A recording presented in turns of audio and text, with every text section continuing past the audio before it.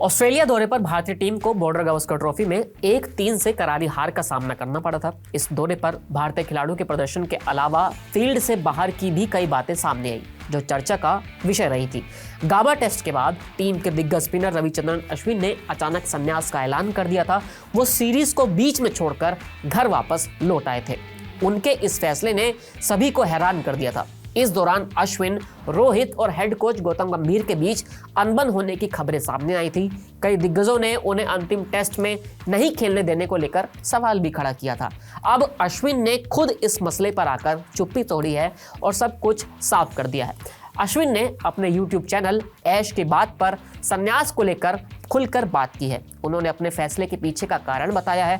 अश्विन के मुताबिक उनकी क्रिएटिविटी खत्म हो चुकी थी। उन्हें ऐसा लगने लगा था कि अब उनका काम खत्म हो चुका है, इसलिए संन्यास लेने का फैसला कर लिया।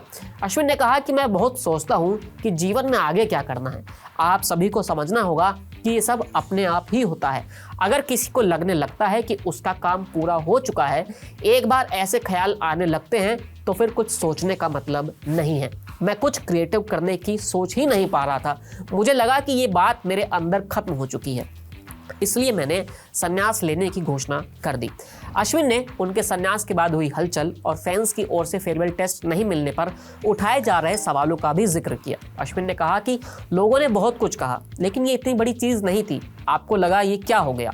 मैंने पहला मैच नहीं खेला, दूसरा खेला, फिर तीसरे से बाहर हो गया और हो सकता है कि अगले मैच में खेलता।